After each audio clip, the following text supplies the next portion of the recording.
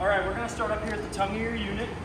Up here at the front, you've got your powered tongue jack. It's got a light for disconnecting and connecting in the dark. You've got your jack button here that's gonna run the jack down and up. Down below that, in the saddle on the side, is gonna seat your 7-way connector that's gonna hook onto the vehicle, that's gonna provide you with your running lights, your reverse lights, your brake lights, and your turn signals when it's in travel position. Down below that, on these two sides here, these are going to be your hitch chains that are going to hook to the vehicle to give you some more connection. And you've got your emergency breakaway cable here that is going to connect to your vehicle, that if for whatever reason this comes disconnected, it pulls this and it locks your brakes up when this thing gets disconnected. Behind the connections and all the 7 ways and stuff, you've got your two 20-pound propane tanks fed to the unit by an even flow regulator. This regulator, you can have it face with this little arrow to whatever tank you want, and as soon as you turn the tank on, that's going to go from red to green, and that's going to show you that it's drawing propane.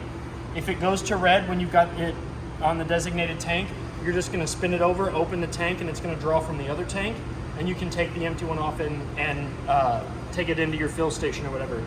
You can also just leave it on that one and open this one up, and it'll immediately start drawing from the one that you've opened up instead. So that way, this gives you time to take the empty one off without having to turn your propane off to your unit. Behind the tanks, you've got your 12-volt battery that's underneath a battery box. It's going to keep the weather and the elements out of your battery, so that way your connections don't get wet, dirty, you don't get bugs in there, all kinds of other stuff. It also keeps it protected from road rocks and stuff like that. Behind that, you have your battery disconnect. This red key is going to turn from the on to the off position. That's going to be when you're storing your camper and you don't want it to draw power from the battery. You can turn that key over and that'll disconnect the power source from the battery to the unit, so that way you don't have to worry about draining your battery. Your propane tanks do have a cover that slides over nicely, and it's got 2 caps up here that you can untighten. And this access panel will open up. That'll give you access to your propane tank's control your control valves. That way, if it is raining or whatever, your tanks don't get dirty. It just keeps the elements off of it, makes them look nice. Keeps everything uniform. We're gonna come around to the side of the unit here. On the side of the unit here, you've got your tire and loading information stickers, you've got your VIN stickers, and you've got your manufacturer sticker that's gonna have all the important information on it from the manufacturer, your PSI for your tires, and the VIN code. This side compartment here is, it doesn't go all the way through, but this one here has your sprayer hose, which is going to connect to your outside spray port. It's got your manual tongue jack handle that's going to fit into the top of your tongue jack. There's a silicone stopper that you can pull out. This will slide over on that bolt, and for whatever reason your power tongue jack doesn't work, this will operate that and it'll let it go up and down. The next manual crank handle in here is your jack handle. That's going to be the 3/4 inch socket that's going to fit over this, and that's going to allow you to raise and lower your stabilizer jacks. You can use a 3/4 inch socket and a low power drill to lower those down, but if you use a high powered one, you run the risk of damaging it, so I just recommend using that. Your jacks are quick release stabilizer jacks. They do have a chain that will connect to a hole here. When you lower it down, you're going to want to remove this, so that way you can lower your jacks without it getting caught. And then when you get it down about half, you can pull a silver tab that's up in the jack itself, and that'll let that leg come down, and you can just tighten it up. You can just secure it to the ground. That way you don't have to let it run all the way down. You don't have to sit there and crank it. Down below this part here, you've got your black tank valve here, which is open, and I just closed it, and then you've got your gray tank one here. You're going to want to hook your sewer disposal hose up to this into the proper dump site, and the order of operation is going to be black first and then gray. If you do the black first and then gray, the gray helps kind of clean out all that gunk from your black tank as you go to empty it out. Underneath here, you've got your sewer hose storage compartment. You can fit your sewer hose in there, and that just kind of sits on there nicely, and it tightens in, turns the lock, and it's got a lock spot here, so that way you can put a key lock, a deadbolt lock, whatever you want on there, so that way you keep it secure. And then up here, you've got your low drain points. This is what you're going to use to winterize and de-winterize the unit. You can open these up, and this is going to let all the water in the lines of your unit out, so that way you don't have to worry about it freezing up in the wintertime. This compartment here is your hot water heater. It is a gas hot water heater. You never want to make sure that you're lighting your hot water heater without water in the tank. You want to make sure that the tank is full first. And to do that, you can apply slight pressure to this release valve here and you should see water come out. That means that your tank is full and it can be lit properly. You're gonna light it by a button on the control panel, and you're gonna hear it click a couple times, and then you should hear the roar of the pilot light lighting up your tank. This little doodad right here, that is your anode rod. That is a 1 11/16 socket that will fit on that. And what this is 1 1/16. 1 1/16. 1 1/16. My pardon. I put an extra 1 in there. Forget that extra 1. It's because you're number 1. I'm speaking in Morse code. You're adding your number 1 on there. 1 1/16 socket. And what this does is it's a steel rod that kind of goes on the inside of your tank, and any of the impurities that are in the water of the tank will eat this before they do the damage to the inside of your tank. This is your reset button right here for whatever reason. If you need to reset it, if it's not lighting, you can hit that button there. It's just a push it and it'll reset that, so that way you can attempt to light it again. And it does close with a spring-loaded latch, so that way you can keep it closed. Next to this is your freshwater connection port. This is where you're going to stick your hose and regulator. I recommend a regulator on all these water ports, because if you're using park provided waters, you never know the PSI from the source of the water, and you run the risk without a regulator. You run the risk of the lines popping, busting a leak somewhere, and then your whole camper just being flooded with water. Unless you're an amphibian, you really don't want that. This is your black tank flush. This is what you're going to hook that same hose and regulator that you filled your fresh tank with. You're going to want to make sure that your black tank is empty and that the valve is open and that your sewer connection hose is in the dump station. This is going to spin some aerators that's going to clean out the bottom of your black tank when you're using it. But you never want to use that when it's full or the black tank is closed. You're not going to clean it properly. This is your furnace vent here. Air is going to go in there, hot air is going to come out there. This does get hot enough to curl the hair on your arms, so if you have any small children, or you have pets, or you have some people that are going to be hanging out outside of your camper when you're running your furnace, you're going to want to tell them to stay away from this because it does get hot. Another good purchase for this is going to be a mud dauber screen. It's a $20 aftermarket part that you can buy here, or it's $145 roughly an hour for us to go in there and fish out all those mud daubers and make a house. Something about the smell of propane, they go nuts for it, and they will go in there and they will live, and they will make houses, and they will just replicate, and you will just have a whole mess of them. This is the outside sprayer where that hose that's in the side compartment's going to connect into. All you do is you take the end of it, you push it in there, it'll lock in place, and if you have your water pump on or you're connected to city water, you will hear and feel that hose pressurize, and water will constantly be flowing through it, and you'll be able to use your outside sprayer. When you want to disconnect the hose, you're going to push back on this ring. If you've got your water on, it is going to spray you a little bit because it is pressurized, but you're going to pull on that, you're going to pull your hose out. So I always recommend turning off your outside water source or your water source in general before you disconnect, unless you plan on getting wet. That closes there. This is your city water connect, where you're going to hook the same hose and regulator that you did for the fresh water and the black tank. You're going to hook the hose and regulator up to this, and if you're using this, if you're using the water provided to you by the park campground, you're not going to have to turn your water pump on, and you will not use any of the water that's in your fresh tank. This is your outside shower. It's going to be it's going to unlock with the 751 key. It's going to be on your keychain.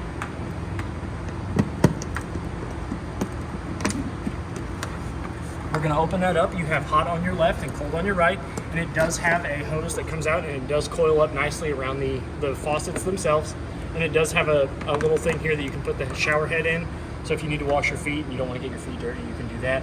And it does have a knob up here that will turn the water flow off and on, so that way you don't have to turn this off to switch people using it, or if you want to cut the water flow, you can do it that way too. That fits nicely up in there. This will fold back in, and then you can lock it.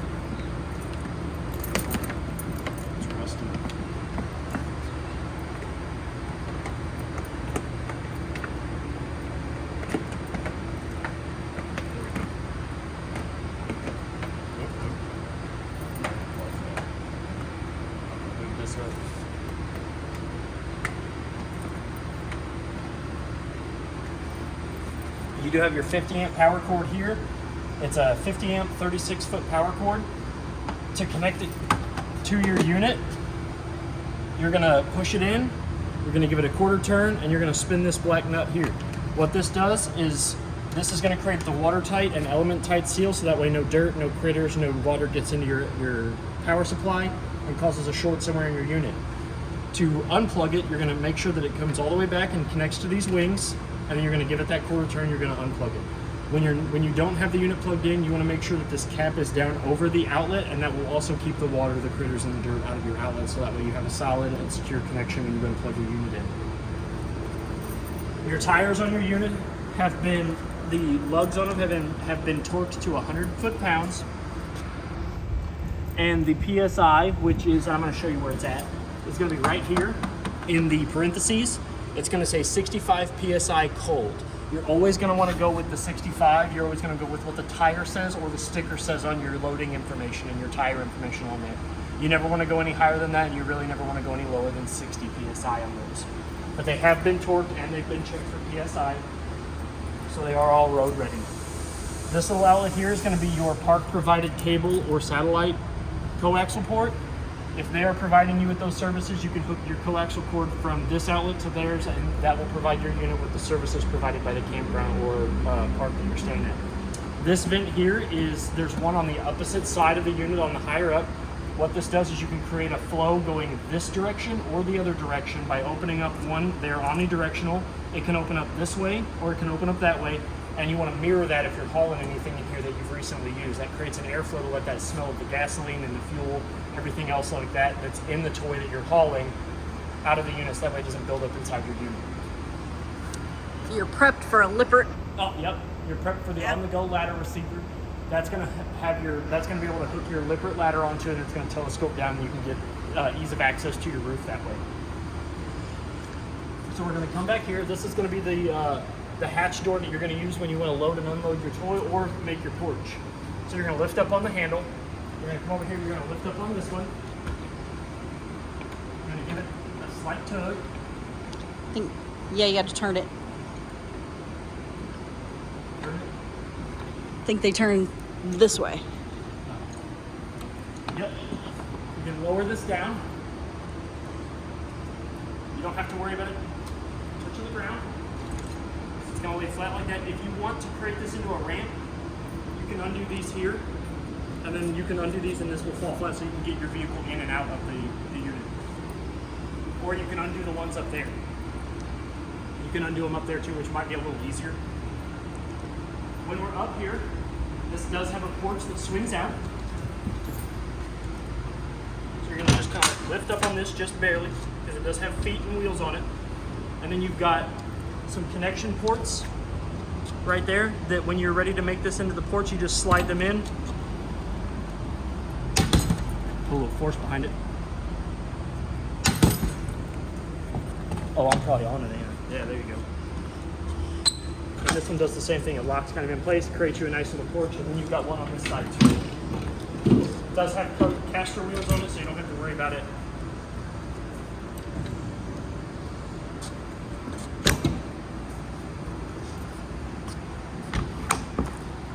And then you've got your gate here, which does have a red latch on the outside, on the inside of it, so that way you can lower this latch down. It is a friction latch, so. And that'll create you a nice, neat little porch area, so that way you can hang out here when it's nice outside, watch your toy do its thing. The door will open up. You can step out. And this is your outside porch area. When you want to dismantle the porch, there are tabs here that you'll push down on, and those feet will remove themselves from the brackets.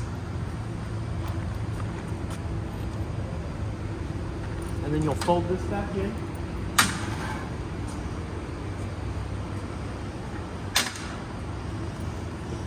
This will sit nicely up here inside the unit. And you'll do the same to the other one. Press down on the bracket, the feet will come out of its saddle.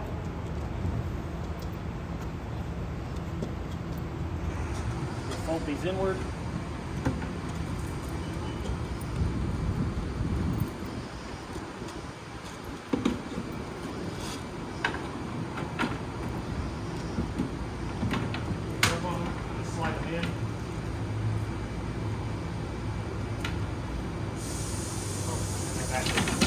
Pardon my. It's okay, I did that once before too. There's an order of operation. You can kind of tell by where the The bracket. door side one goes in first. You can kind of tell by the brackets that they're mounted to as well. One's a little closer to the hatch than the other one. We'll slide in. We'll step down off of the. We'll load this up. So when you go to bring this in, you're going to want to make sure that the cords, The cables. are on the inside of that red bracket there. That red bracket with these little hooks, that's going to show you that your cords are in the proper orientation. You'll slide your door back up. Make sure that those red hooks are out of the way. And then you twist these. Oops. There you go. And then you twist them down. Twist them down. That'll turn that red hook to where it catches on the inside of the threshold. And push it. Push it down on the knob, and then you can actually lock this too with the key that unlocks your door. That'll lock this so that way nobody can kind of do this while you're sleeping. That'd be scary. You do have, there's your third out of 4 of the stabilizer jacks that are on the unit. Again, those are for stabilizing the unit only. They are not for lifting and leveling. You only want to use those when you want to keep this thing from rocking back and forth. It will not lift. It has the ability to lift the camper off the ground, but you never want to use it for that intention because it will do damage to your frame, your unit, and the jacks. You do have 2 outside speakers that are controlled by the stereo unit on the inside, which we'll get to when we go inside. You do have a outside cable port, which will provide you with the TV services from the inside of your unit to the outside. So if you want to watch TV or say cable or satellite that the park is providing you, you can hook your coaxial cord up to this, and you can hook your TV up to the 110 outlet that's right next to it, which is GFCI protected, and then you'll have your TV services. There's your other vent that he was talking about. Yep, that's the other vent for the toy to kind of get a draft going so that way your camper doesn't get built up with the smell of gasoline or oil or whatever else your toy is going to put out, the emissions. The side compartment up here, if we lift it up, this is going to have your refrigerator, your outside fridge, and your outside griddle. This is the lock for your outside griddle, so you can pull this down, you can lower this out. See, that's what that lock is. But you want to make sure that it is down, and this slides out. It does have a drip tray. You do have a LP quick connect hose that's going to hook to the back of your unit. On the end, you've got your male end. It's going to hook down in here, which is your LP quick connect your port. You're going to pull back on this, expose those ball bearings. You're going to stick this male end in there. You're going to hear it click. You're going to let go. It's going to be flush against that. This is going to come all the way back towards where it's flush at the outlet. And then you're going to turn this switch on here. This valve here lets propane draw from the tanks to the unit. And then when you're done, you close that valve. And then when it's in this orientation, you know that there's no gas coming from your tanks to the port. And when you're done, you want to push that back in there. I always like to recommend that you put these back on the ends of your hoses, and that keeps any sort of debris, any critters, anything from getting into your hoses and causing a poor connection. And the one that's on the back of the griddle, you can, as long as you remember that it's connected, you can always just kind of leave that one connected because there's no gas going to it.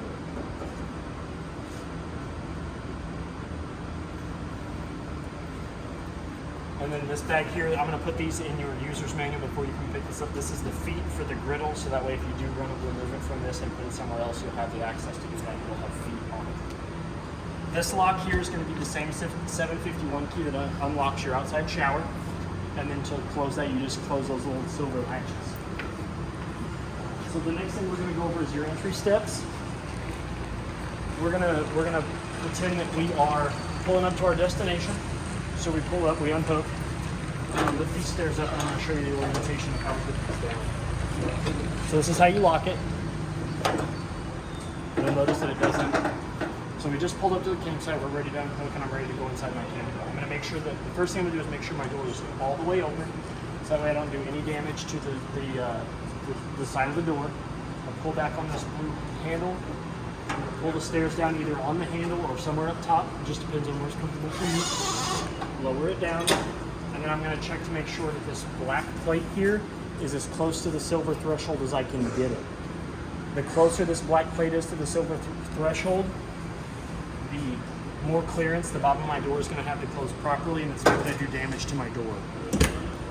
See how easy that was to close? If that becomes difficult and this black plate isn't flush against the threshold, you've got 2 silver tabs for the back side of your stair arms that you can adjust the feet of your stairs with to kind of match any level of elevation that you need to get at to where that can be as flush to the threshold as possible. That's going to give you the optimum use of your stairs, and it's going to cause the least amount of damage to the bottom of your door frame.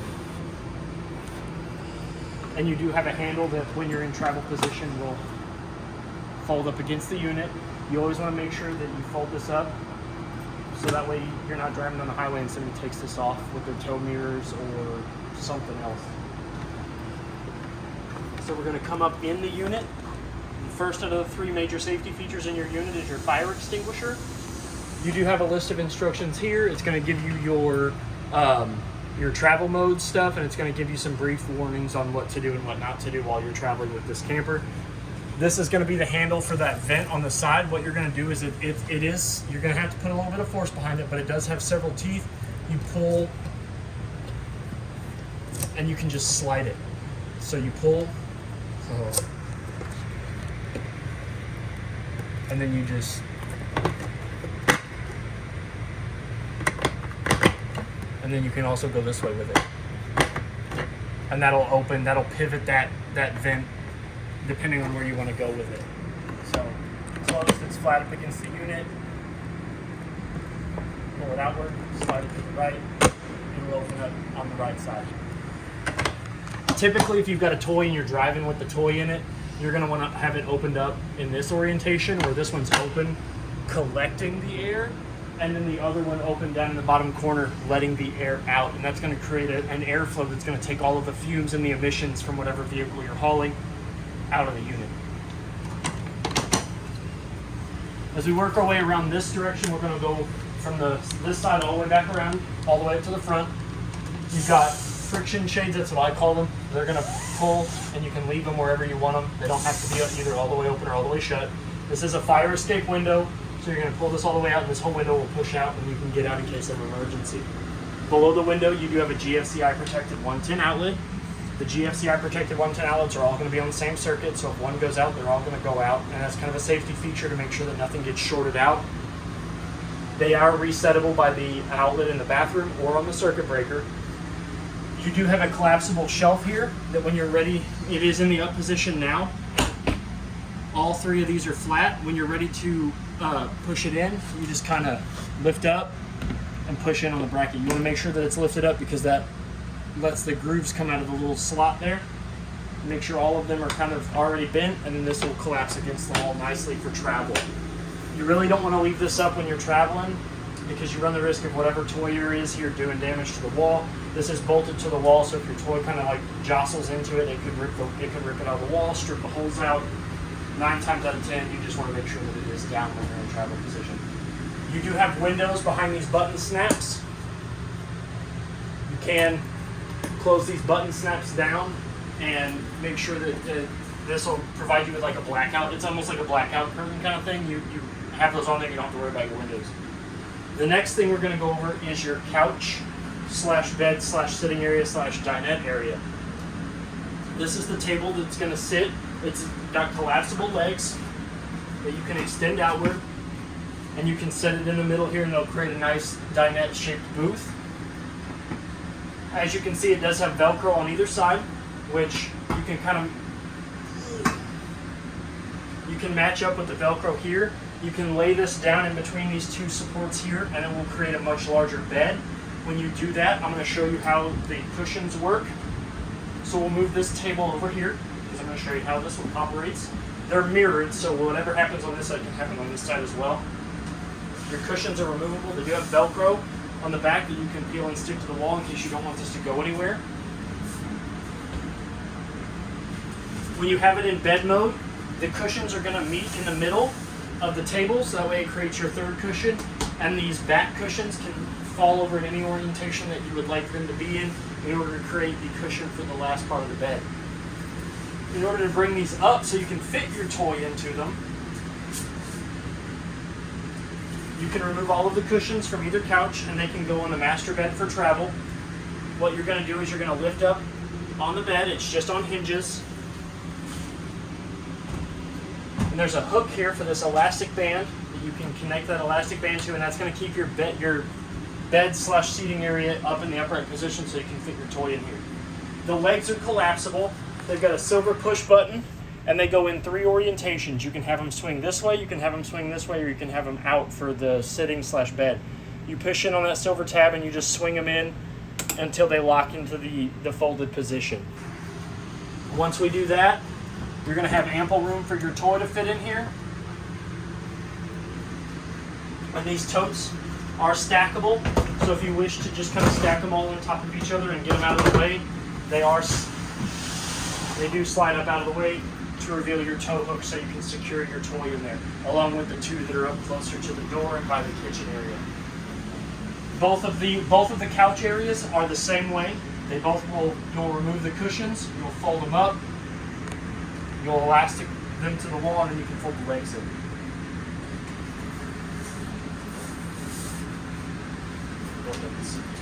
Here.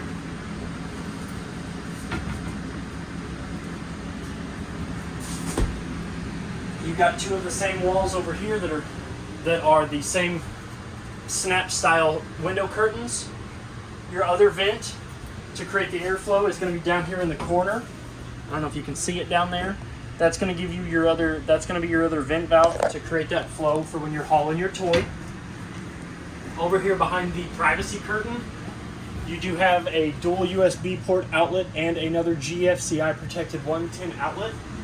Most of the outlets in this are GFCI protected because it is a toy hauler. They're going to be around anything that's going to be around heat or water. That's going to protect them from getting surged and having to trip your circuit and all that jazz. Up above here is your TV 110 outlet. Again, it is GFCI protected. That's going to be where you're going to plug your TV in at, or your DVD player, your game system, whatever it is you're bringing with you on the trip. You do have your dual coaxial port outlet here. The top one is going to be for your park or campground provided satellite or cable, and the bottom one's going to be for your antenna. In order to draw channels from the antenna, you're going to want to make sure that that green light is on, and by turning this little button next to it on and off, that turns that light on and off. When the light is on, you're only going to get antenna. When the light is off, then you can draw the provided cable or satellite into the unit. The next plate over here on top of this outlet is going to be if you decide that you're ever going to get Wi-Fi for the unit. That's where that panel can go. And then on this wall here, you do have your LED or your LCD TV mount. This is going to mount to the back of most of your flat screen TVs.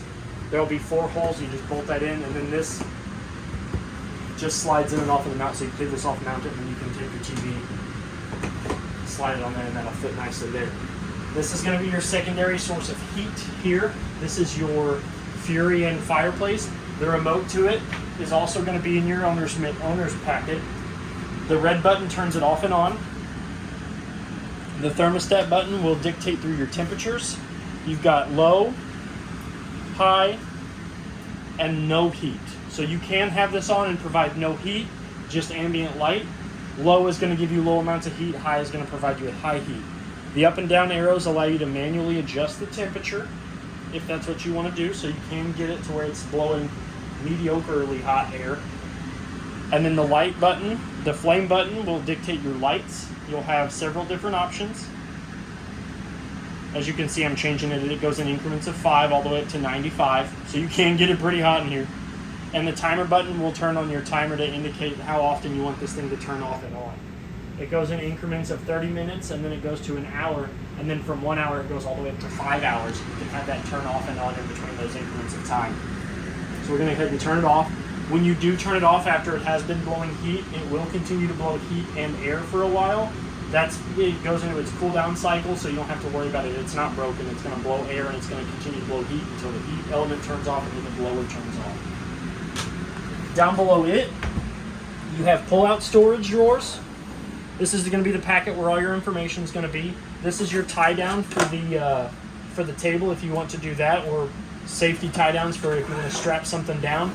And then you've got a shade that will connect to that as well. That way you almost like a screen door. That way you have like a bug protection. If you want to sit with the gate open, that it's a screen door that hangs from the top, and you can have it, and it's got a zipper that you can escape out the back hatch, so that way you don't have to worry about bugs getting in while you've got your toy hauler open. Up above the kitchen, you've got ample storage space. It's one singular large compartment that's got 4 doors. It is L-shaped, so if you've got long-handled dishes or whatever, you can kind of tuck them up in there and not have to worry about finagling them out. You have a large circular stainless steel basin sink with a standard stopper just like the one in your home. And the faucet works by hot going all the way towards the wall, cold going all the way towards yourself, and to draw water from the unit, you just pull back on the handle. It's got your standard hot and controlled temperatures. Your stopper just fits in there just like your stopper in your sink does. It's got the post at the bottom, fits into the hole. You do have a guard here that allows for drain and for counter space. Below that, you have access to storage areas down here and the connection points for your faucet in case you would ever need to get to that. Up above your stove, you do have a light switch to turn your light on and off and your fan on and off. You have your stove here that is protected by the glass surface protection. This does get hot, but it does not get hot enough to cook on. You cannot cook on this glass top. You have to pull it up in order to use your stove. You're going to create your backsplash. Then you're going to turn this knob. You're going to hit this button here, which is going to give you your illumination on your burners. You do have 3 burners. You can push this in. You're going to hear it click. That's your striker igniting your burner. So you put it in, you turn it over to your desired temperature. You're going to hold this on until it does light. You see how it's turning off? It's because there's no gas drawn to the unit right now. When there is gas being drawn to the unit, you'll see a blue flame ring appear around the burner. It'll turn on, then you can adjust it to your desired temperature. Your microwave, which is below, is your standard convection microwave.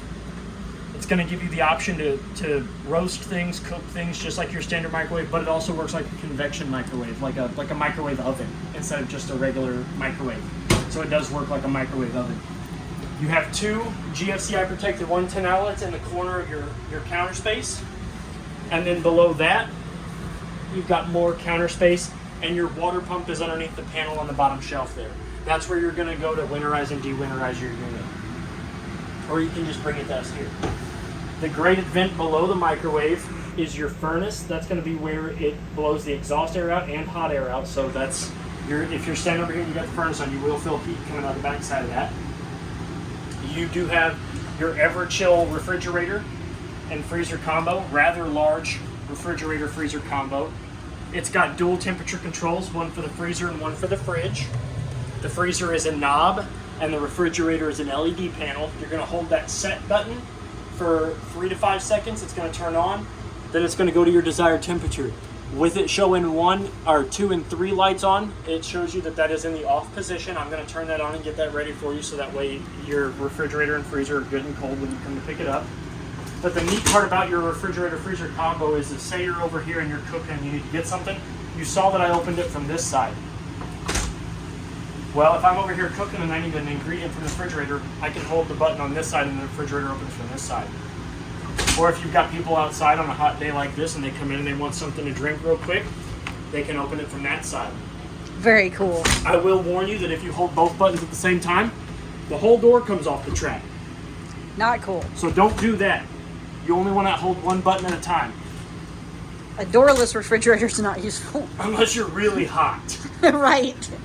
And the freezer is the same way. If I need something from the freezer over here on my side, I can open it up. They're both dual access.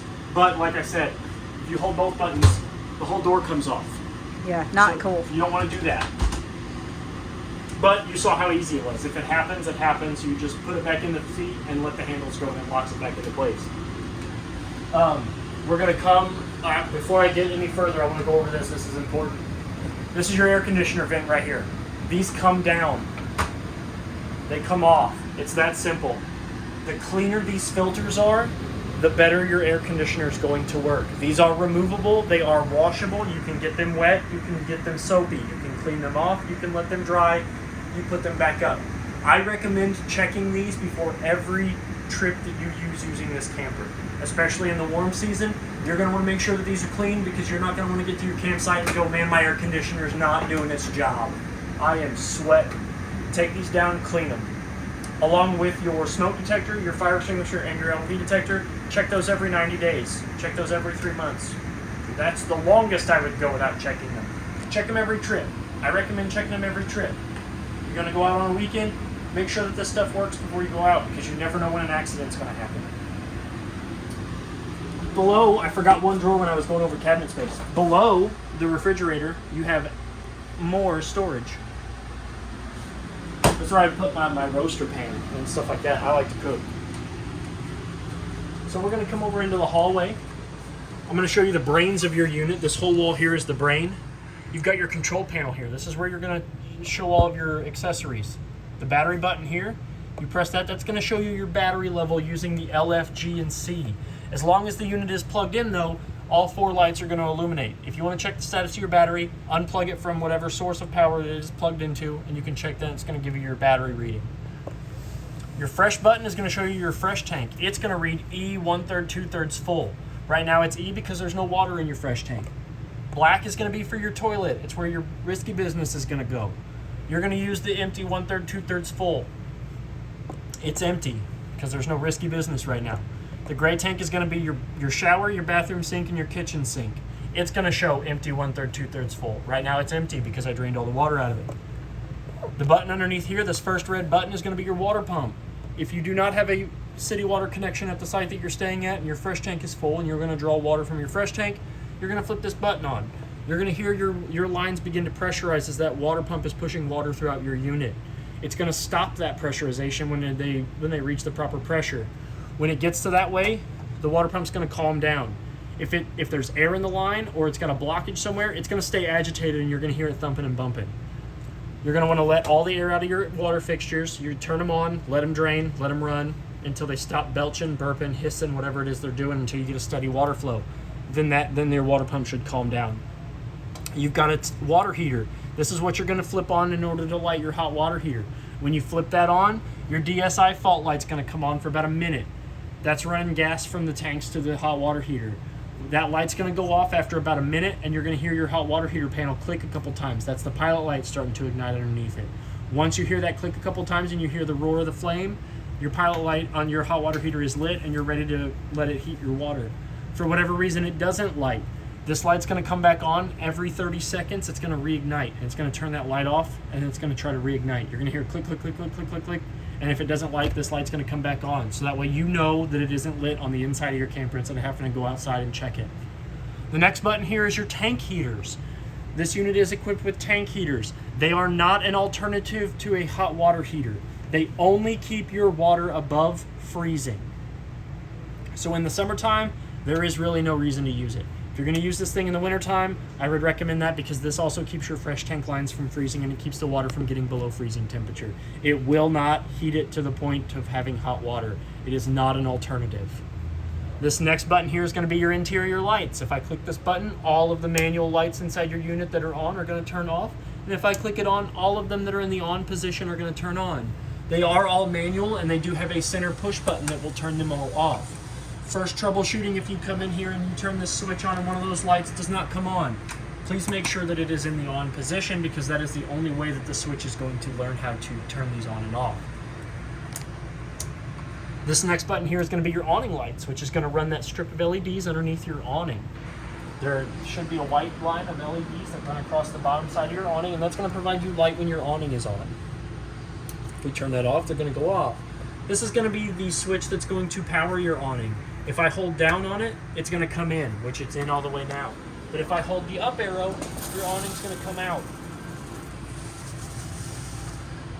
For optimum use of your awning, when you do have it ran out, you want to make sure that the skirt that's going to pop out when I run it out a little further is in parallel with the top of the canvas that's meeting the tube. And I'm going to show you what that looks like. Maybe. Woo! Perfect. That's going to give you the optimum use of your awning. It's going to not put too much slack in your canvas on the top, and the skirt is hanging down for added protection. When this is out, you do have two pivot points on the bottom side of your awning. They are set it and forget it awning arms. You can pull on those and you can lower them down. Once you lower them down, it's going to create a steeper pitch on either side of your awning to provide rain flow to go off of either the back side or the front side. If you pull them both down, it's going to create a steeper pitch for your awning to provide you underneath it with extra protection from the rain or the shade. When you're done, you want to make sure that those are flush, just like they are now, and then you can run your awning in without risking any damage to your awning.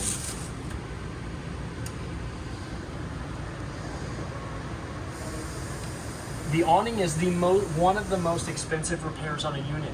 So I recommend that anytime you are stepping away from your unit to do anything more than 2, 3, 5 minutes, please run your awning back in, because the wind is its worst enemy, and a slight gust can turn into a strong breeze, which can turn into a damaged awning. Your awning arms are going to be expensive, and the canvas is expensive. So please, if you're not going to be outside your unit for a while, or you're going to be away from your unit, make sure your awning is all the way in. Make sure that the arms are flush against the unit, and then that way you don't have to run the risk of having to put a new awning or an awning arm on it. We're done with the control panel. We're going to move down here to the drive stereo. This is a stereo. Your speakers are built into the ceiling of your unit. You're going to turn it on. It's going to say welcome. It's going to greet us. Your radio is then going to come on. The first thing you can do is you can see that it's got zone 1 and zone 2. They're both active currently. That means that both your inside speakers and your outside speakers are going to be playing the same thing. You do have your volume buttons here. As you can hear, I'm getting white noise because I don't have it tuned into a proper radio station right now. You do have several modes. You've got Bluetooth, which is going to hook up to your Bluetooth paired device. If I click it again, you've got an auxiliary port 1. If I click it again, you've got auxiliary port 2. If I click it again, you've got your FM stereo. You do have your initial stereo buttons here, along with zone 1 and zone 2, which will turn off zone 1, turn off zone 2. So if you only want to listen to music inside, you only have zone 1 on. If you want to listen to music on the outside, zone 2, but you can do them simultaneously. To turn it back into sleep mode, you just press this button here, and you hold it in, and it'll tell us goodbye. It's so friendly. Below the stereo is your solar charge controller panel. That's going to tell you the amount of volts that your battery is putting up to your converter.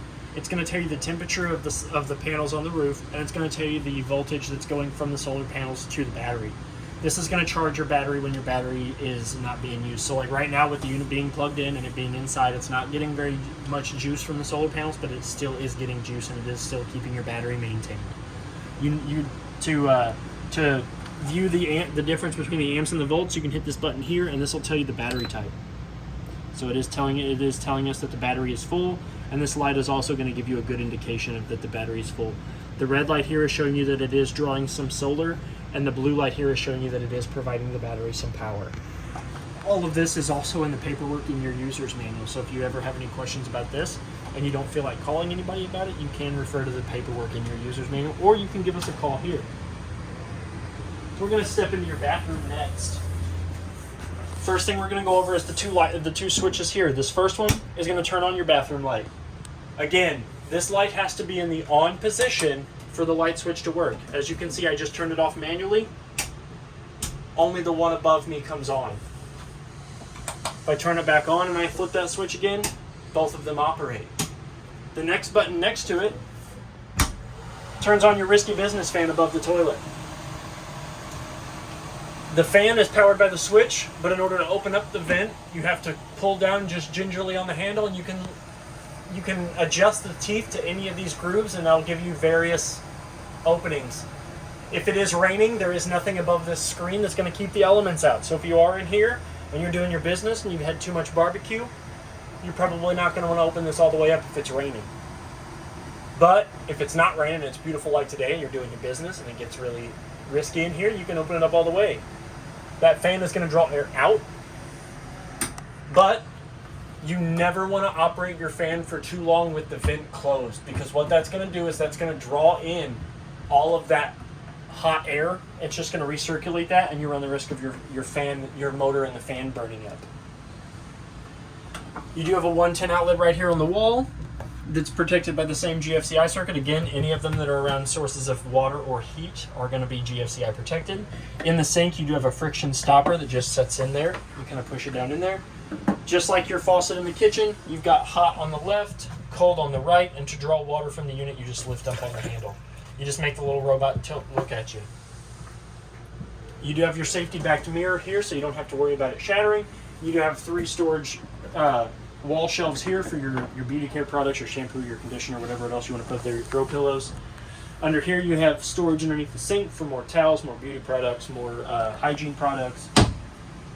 Your toilet is a two portion valve toilet. If I put my foot halfway down and just gingerly put some pressure, you'll see that water will start coming out of the bowl. There's no water going to the unit, but you saw the water come out. If I floor it, the risky business goes into the black tank. Your shower is the same as every other faucet on the unit. Hot on the left, cold on the right. Runs down up to the shower head that's got a button that'll let the water flow stop at the shower head itself. And you've got a skylight so you can shower in the beauty of nature. You do have a louver up here that'll blow cold air into the shower, so if you're going to take a cold shower, I recommend that you don't have the air on or else you're going to get real cold. And I went over the lights, so I think that's the shower door. So the shower door is a vinyl screen that's going to come over here and meet, and it has a little hook and latch that kind of meets the inside of the threshold of the shower frame. And in order to open this back up, you push in on the handle and you can open it. If you're inside the shower and you're trying to get out, you bring this close, you pull in on the shower door to open it up. Don't get that confused, because if you were like me the first time I saw one of these, I got in the shower and closed the door and couldn't get myself out of it. Had a mild panic attack. I'm glad it was only mild. It was just mild, yeah. It wasn't hot or fiery. This is the thermostat for your unit. It's got the face buttons. I call that because it's 2 eyes and a mouth. Right now it's in sleep mode. If I hit any of these buttons, it's going to wake up. Right now I've got the air conditioner on high, so you'll see that it does say cool. Cool means that your air conditioner is running. High is the level of the fan. If I hit the face button again, we're going to go to cool low. I recommend never using this setting. It's going to run your air conditioner on cool constantly, and that runs the risk of freezing up your air conditioner unit. If I click the next button, it goes to cool low auto. That's acceptable because your air conditioner will turn off. Cool high auto is also acceptable because it will turn off. And it's actually the best one. Yeah, cool high auto is the best one. Then you've got your heat, and then you've got off. The up and down arrows allow you to adjust the desired temperature. So right now it's just saying 75. If I go to cool, high, auto, like we're supposed to, I can drop it all the way down, I think to like 33, I think is the lowest it'll go. You're kidding, really? Holy cow. 33 is the lowest it'll go, and 99 is the highest it'll go. So you can have this place a winter wonderland. Or a tropical paradise. Or a tropical balmy paradise if you want to sit with swampy drawers all day. I had no idea. Yep. Wow. So we're going to come into the bedroom next. The unfortunate thing about the bedroom is that the light switch is behind the door. Oh, well. Yep. So we'll come in here. We'll come in and shut the door. I'll let her shut the door, and the light switch is right behind the door. Let there be light. Again, that powers the 3 manual lights that you can turn off and on. So, you only want 2 of these lights. I really don't recommend turning off that one or that one. You can turn this one off and have much less lighting in the room. Up underneath the bed, there are no lights, so these are the only 3 lights you've got in your room. On either side of the wall, you've got a GFCI protected 110 dual outlet and a USB dual outlet. So if you have any sort of CPAP machines or phone chargers or alarm clocks or anything else that you need to sleep with, you can plug them in there. Whoever sleeps on that side of the bed gets them a little closer though, because these are underneath the window. The cabinets on either side of the master bed are mirrored, so they do have a coat hanger section, so you want to hang up your nice clothes. If you're going to go to nice dinner while you're camping, or you're going to go to church, you can do that. And then up above the bed, you do have a large storage compartment for throw pillows, secret snacks, stuff that you don't want the kids to get. I like to put my Pringles up there. Pringles, yeah. You do have a 110 outlet that's GFCI protected up here, along with your antenna outlet or cable or satellite outlet. This is going to power the TV that you hook up here, but you're still going to need to turn that button off on the antenna booster in the living area before you decide to get cable, satellite, or antenna in here. You have the same style mount. This slides off. This will mount to any of your standard flat screen TVs, and you can slide that right back on the wall. You do have closet space over here. You do have shelves and a coat hanger rack. These shelves are removable. You can remove them. They are stapled in right now, but if you want to use this, you can remove this one. You can have like your clothes hang up here. So these are easily removable, but they are secured into the wall at this moment. You have a vent louver down here for your furnace, and this is your circuit breaker / fuse panel. With the touch of a finger, it'll open up your fuse panel and your circuit breakers. They are all labeled on the sticker on the surface of the lid, and they are LED lights on those fuses that if for whatever reason one was to burn out, it will let you know which one is burnt out. If your GFCI outlets ever trip and you can't get them to come back on, you're going to come and you're going to find the GFI circuit, which is 14, which is this guy here. You can flip that, or you can test that button right there, and that'll reset it too. And with the touch of a finger, you can close that back up. Your mattress lifts up to provide you access to your side compartment storage and your outside fridge if you ever need to get to those plugs or whatever it is. And then you do have totes down here that are strapped in for their safety. And then underneath you have spots for shoes, throw pillows. I probably would have keep snacks down there. Fire escape window underneath the friction shade like we had in the living room. Fire escape window operates by removing the red handle from the saddle, jamming it through the window if you have to get out in an emergency, and pulling this out to get the screen out. This does open as a regular window, but I wouldn't recommend pushing it out any further than about this, because if not, you run the risk of the safety portion of the window catching it and running it out. But you can lock the saddle back in there and the window closes, and you can pull the shade back up. I will tell you that these shades are very similar to blackout curtains, so it will get pretty dark in here at nighttime. Dark and scary. Yep, and then the window on the other side has the same shades. It is not a fire escape window unless you're brave enough to try to wiggle through that little window. So we're going to come back out. I think that's everything. If you have any questions, please feel free to reach out to me here at Parkland RV. My name is Trey. Happy camping and good luck. Thank you.